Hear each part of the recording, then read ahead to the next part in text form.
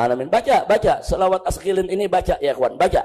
Tiap habis sholat baca, di mana kita punya kesempatan baca, di samping kita berselawat kepada Nabi alaihi salatu wassalam yang pasti sampai kepada beliau, di dalamnya juga ada doa minta kepada Allah, asghiriz zalimin biz zalimin, agar orang yang zalim dibuat sibuk dengan orang yang zalim juga.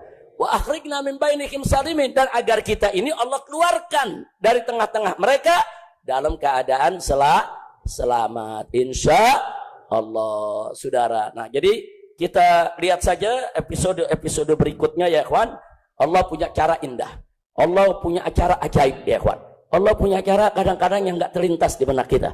Allah punya cara kadang-kadang dikeluarkan yang dulu kita nggak pernah tahu kalau itu orang terlibat ya kawan. Kita nggak pernah tahu tuh kalau orang ini terlibat. Tapi Allah buka satu-satu. Yang kita nggak tahu jadi tahu, saudara. Dalam bentuk apa? Dalam bentuk dejavu. Dalam bentuk dejavu artinya dalam bentuk suatu peristiwa yang hampir mirip, hampir serupa ya kawan. Serupa cara menghilangkan buktinya, serupa cara membungkam saksinya, serupa yaitu cara-cara ngebohongnya, saudara. Serupa cara-cara yaitu merekayasa dongeng kasusnya, saudara. Subhanallah. Jadi kalau kita yang melakukan pembalasan belum tentu seindah itu, enggak bakal mampu sehebat itu. Tapi kalau Allah subhanahu wa ta'ala yang sudah melakukan pembalasan, kita akan lihat berapa banyak keajaiban yang akan terjadi. Allahumma arina ajaiba qudratik. Allahumma arina ajaiba qudratik. Allahumma arina ajaiba qudratik. Ya Rabb biquwwatika ya qawiyyu ya matin ya jabbar ya qahhar ya rabbal alamin. Nah, sebelum saya akhiri, kita baca lagi selawat. Assalamualaikum warahmatullahi wabarakatuh, sobat RH sekalian. Jumpa lagi kita di channel yang keren ini, Keren Cadas ya. Ya, sobat RH sekalian, ini ada persoalan yang terkait dengan apa yang dikatakan oleh Habib Rizik Syihab mengenai skenario Allah. Jadi, tapi saya ingin melihatnya dari kacamata soal keadilan saja, keadilan duniawi saja ya. Karena bagaimanapun kalau kita lihat KM50 itu memang ya tidak adil ya. Cuman masalahnya adalah seperti saya katakan, ada tembok besar dan tebal serta tinggi yang membuat kemudian ketidakadilan itu terus bisa dipaksakan atau dipelihara. Bahkan orang yang mempermasalahkannya itu yang kemudian mendapatkan konsekuensi, seperti misalnya Habib Bahar ya, ngomong tentang KM50, ada skenario penyiksaan dan lain sebagainya, malah dianggap menyebarkan berita bohong. Nah, ini yang kita harus pahami ya. Jadi menegakkan hukum dan keadilan tidak boleh didasarkan pada persaingan-persaingan politik atau motif-motif mobilitas politik, atau katakanlah mencari jabatan untuk naik jabatan ya, menghadapi kelompok yang selama ini kritis dengan pemerintahan, maka Anda akan punya kans untuk menjabat dan lain sebagainya. Saya kira nggak begitulah ya. Kita bernegara secara benar. Kalau ada kelompok yang salah, nyatakan kesalahannya apa. Tapi tidak ada legitimasi menghilangkan nyawa orang. Apalagi kalau tidak melakukan kejahatan apapun. Bayangkan bagaimana pertanggungjawabannya di akhirat kan. Membunuh satu manusia yang tidak bersalah itu ya sama dengan membunuh semua umat manusia, kan dibilang begitu. Nah, tadi apa yang disampaikan Habib Rizik itu luar biasa ya. Ya, kalau kita yang melakukannya barangkali tidak seindah itu katanya. Coba kita bacakan, ini ada beberapa media yang memberitakannya, seperti Suara Nasional ya. HRS, episode ini tidak akan selesai. Satu persatu Allah ungkap para pelaku pembunuhan KM50 ya. Sekali lagi, konsep kita itu yang bersalah harus menghadapi keadilan, tapi yang tidak bersalah tidak boleh. Dan tidak juga boleh mempersepsikan bahwa seolah-olah yang mati itu adalah orang yang berhak mati karena dia teroris atau calon teroris dan lain sebagainya. Kan nggak ada hukum apapun yang mengatakan dia bersalah. Nah, ini kadang-kadang menyedihkannya ya, kita sebagai anak bangsa melihat sesuatu itu kok dari sisi rivalitas. Jadi mau Brigadir J yang agamanya berbeda dengan 6 laskar FPI, dengan warga negara lainnya, harus mendapat keadilan tanpa mempermasalahkan latar belakangnya, suku, agama, ras, dan antar golongan. Yang jelas bahwa kehidupan mereka sudah direnggut dari mereka dengan cara yang patut diduga arbitrary, semena-mena, sewenang-wenang, unlawful. Nah, karena itulah kemudian keadilan itu ya jangan diterapkan diskriminatif, terutama oleh kekuasaan ya. Kalau kekuasaannya solid untuk menegakkan keadilan, maka masyarakat tidak akan terbelah. Demikian juga kalau masyarakatnya kompak, maka kekuasaan bisa dipaksa atau terpaksa. Nah, dalam kasus KM50 itu, kekuasaan sepertinya enggan, tidak ada political will, ke bawah masyarakat memandangnya sebagai persaingan politik, sehingga terjadi perpecahan, ya kan? Terjadi buzzer-buzzer yang sengaja untuk bahkan mengejek-ejek ya soal KM50 ini. Jadi sobat era sekalian, kita harus memperjuangkan keadilan yang seadil-adilnya. Jadi jangan kemudian kejahatan yang tidak ada apa-apanya, bahkan tidak ada kejahatannya, dibalas dengan penghilangan nyawa. Katakanlah misalnya menyerang petugas itu dianggap sebuah kejahatan. Ya bukan itu yang ditonjolkan. Yang ditonjolkan itu kok hilang nyawa. Karena tugas negara itu adalah melindungi segenap warga negara, ya kan? Sama seperti Brigadir J ini misalnya. Tidak bisa hanya karena dia berselingkuh lalu kemudian dia wajib dibunuh. Sah, halal darahnya, kan nggak bisa begitu. Sama seperti KM50, karena dia menyerang petugas, halal darahnya, kan nggak begitu.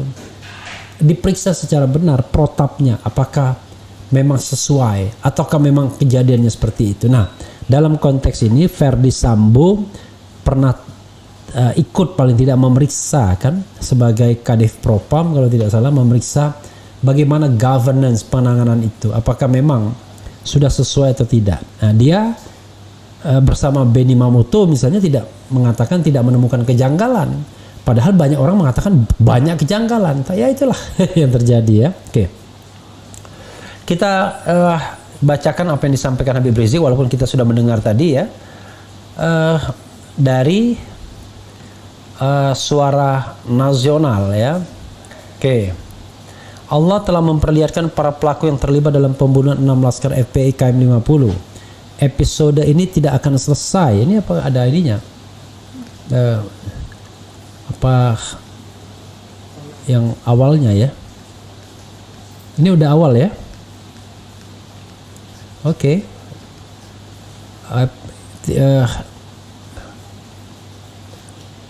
Episode ini tidak akan selesai, satu persatu Allah akan ungkapkan para pelaku pembunuhan KM50, kata Habib Rizik Syihab dalam sebuah video dalam pengajian beberapa waktu lalu.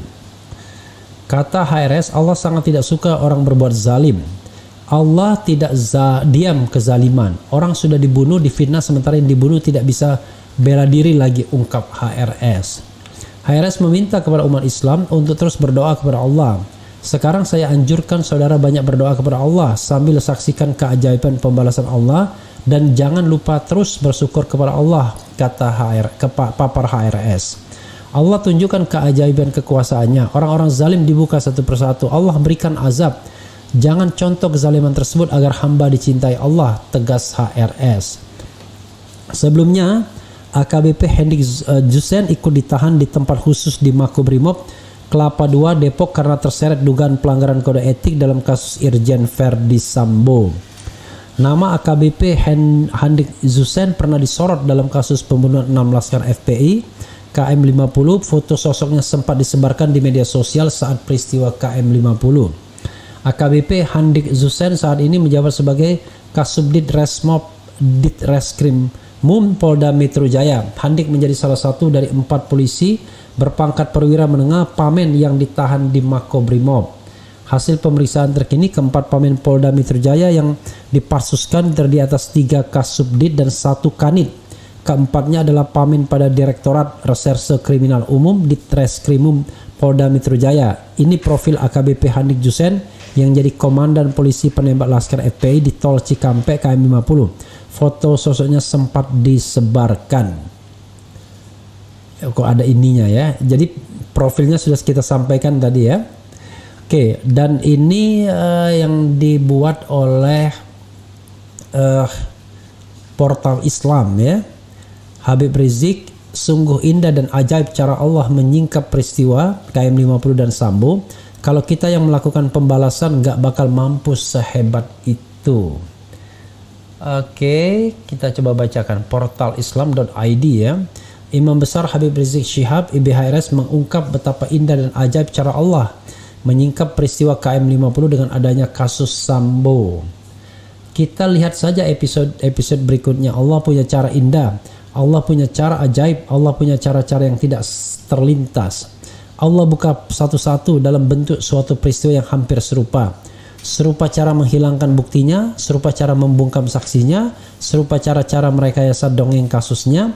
Subhanallah, kata Habib Rizik dalam ceramahnya di markas FPI Front Persaudaraan Islam Petamburan yang disiarkan channel YouTube IBTV.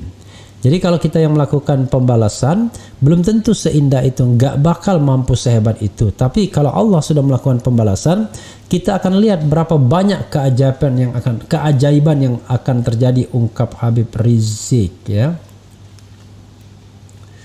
Jadi makar yang buruk tidak akan menimpa selain orang-orang yang merencanakannya sendiri ya. Ya, tadi sudah kita lihat lengkap ya. Tapi begini sobat era sekalian, sekali lagi ya, ini kan pendekatan non yuridis ya, yang saya katakan pendekatan meta yuridis. Kalau saya ya tetap ingin melakukan pendekatan yuridis. Pendekatan yuridisnya adalah apakah kasus KM50 itu sudah dibuat terang benderang, sudah diproses secara adil ya kan. Nah, pertanyaannya sekarang coba kita iseng-iseng polling ya kan. Menurut Anda, apakah kasus KM50 itu sudah diproses secara adil? Jadi menurut Anda, apakah KM50 aja, nggak usah kasus, KM50 sudah diproses secara adil? Tanda tanya. Kemudian jawabnya adil ya kan, tidak ya kan, kemudian ragu-ragu. Jadi tidak dan belum itu disatukannya, belum garis miring tidak ya. Jadi belum garis miring tidak, adil, belum garis miring tidak, dan ragu-ragu. Nanti kita lihat bagaimana persepsi sobat era sekalian ya. Oke, coba kita bacakan apa yang menjadi komentar sobat era terkait dengan soal yang terkait dengan terkait semua ya, dengan apa yang disampaikan oleh Habib Rizik Syihab ya. Oke.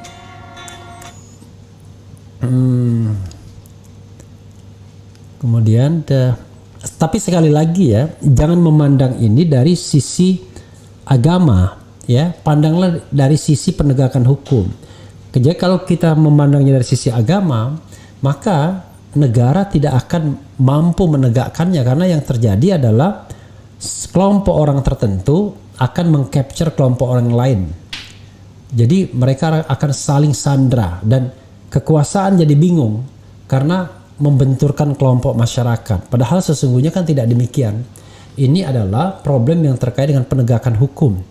Ada anak manusia yang mati, 6 laskar FPI sama seperti Brigadir J mati, tapi negara belum memberikan keadilan. Apakah negara sudah memberikan keadilan atau tidak? Nanti coba kita lihat di hasil pollingnya. Jadi biar ada dasar bagi kita, kenapa kasus ini harus dibuka kembali? Karena dianggap negara belum memberikan keadilan. Proses kemarin belum cukup, belum adequate ya. Kita tidak mengatakan proses kemarin adalah keliru dan salah, tapi belum cukup, belum adequate, belum cukup. Karena itu misalnya dibutuhkan yang namanya katakanlah penyidik independen, atau katakanlah proses penyidikan oleh Komnas HAM atau oleh tim independen bentukan presiden, agar kemudian tidak ada conflict of interest misalnya. Nah, yang seperti ini kan sebenarnya hal yang lumrah saja diminta oleh warga negara, tidak neko-neko. Dan siapa saja yang diberlakukan tidak adil dan belum mendapatkan keadilan, ya berhak atas tanggung jawab negara tersebut. Termasuk misalnya Munir, ya, istrinya sampai sekarang masih menunggu, sudah 18 tahun belum mendapatkan keadilan. Kemudian Novel Baswedan misalnya. Terhadap mereka dan juga KM 50 memang sudah ada pengadilannya, tapi masyarakat menganggap bahwa proses peradilannya tidak menyentuh pada the main actor, pelaku utama. Nah, beda Brigadir J ini kalau tidak ada intervensi dari masyarakat yang kompak dan kekuasaan yang juga punya political will atau goodwill, maka ya dia tidak akan menyentuh aktor utamanya. Aktor utamanya akan lenggang kangkung. Sementara yang dikorbankan adalah pangkat terendah, tapi dia pun bisa dilepaskan karena dia punya alibi, yaitu membela diri, kan? Oke. Jadi sobat era sekalian, sekali lagi ini soal hal yang terkait dengan keadilan. Nah, ini sudah, menurut Anda apakah KM 50 sudah diproses secara adil? Adil 4%, belum garis miring tidak 94%, ragu-ragu 2%. Jadi itu menunjukkan bahwa 94% mengatakan itu belum atau tidak, ya, artinya belum adil atau tidak adil. Oke, kita lihat lagi sobat RH sekalian, bagaimana komentar sobat RH terkait dengan hal ini, ya. Oke, sekali lagi pendekatannya bukan pendekatan agama, tapi pendekatannya adalah pendekatan hukum, penegakan hukum. Ya, kalau agama dikembalikan masing-masing, tapi negara melakukan pendekatan itu pendekatan hukum, ya. Maman Sulaiman, ayo buka kembali kasus KM 50. Hidupkan lagi FPI yang jadi biangnya semakin jelas kok, susah mulai diperlihatkan Allah. Sudah mulai, ya. Alhamdulillah nggak ada karangan bunga buat penahanan FS dan 30-an oknum polisi pembunuh Joshua, ya. Oke. Pembunuhan, ya, mungkin, ya. Dibuka lagi 50 km, ngeri-ngeri sedap. Saya yakin pemerintah tutup kuping. Hadir Cikarang Bang RH, saya yakin Mubahala sedang bekerja. Pelaku pembunuhan Brigadir J dan pelaku pembunuhan 16 LP sudah jelas. Otak pelakunya orang yang sama karena motifnya sama. Ya nggak bisa juga kita begitu. Tapi intinya adalah keadilan itu karena dianggap belum ada, ya, atau tidak ada, maka kemudian dia legitimate untuk dibuka kembali. Kemudian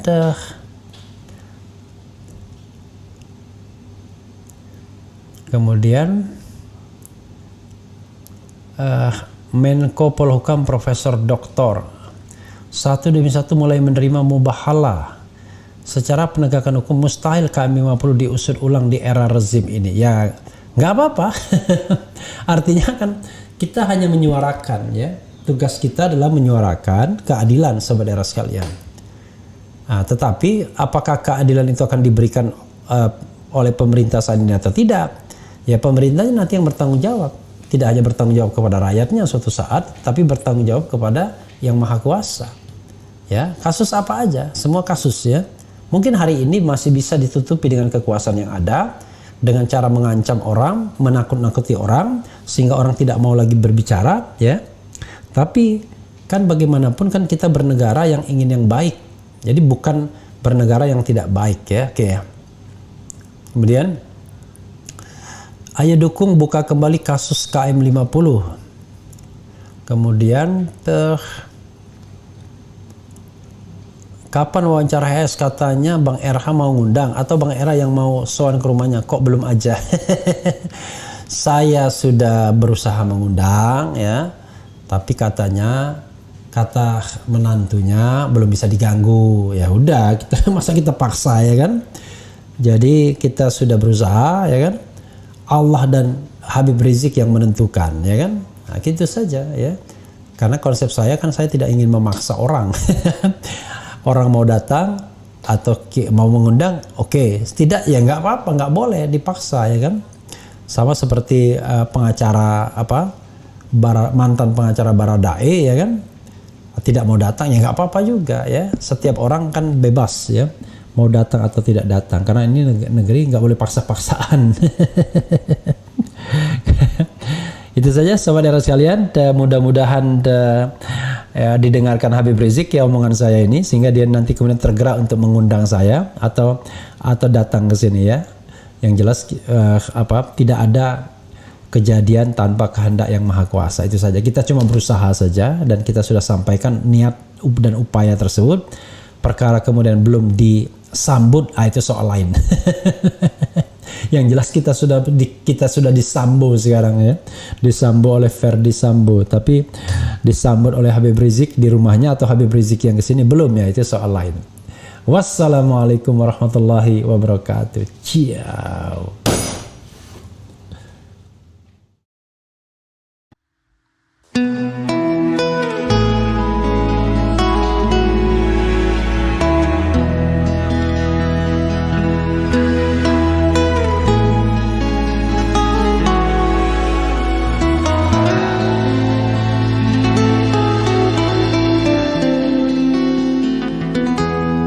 Ketika matahari hanya di atas kepala, panas melelehkan. Ketika keadilan akan ditegakkan di hari akhir zaman. Padang yang luas, tak ada naungan, tapi engkau pemimpin adil.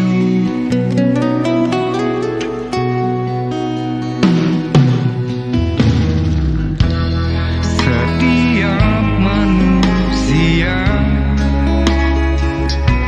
adalah khalifah di muka bumi ini. Engkau khalifah, dari khalifah kau dinaungi, kau dirahmati. Tapi engkau khalifah, dari khalifah kau dinaungi, kau diselamatkan. Oh, dari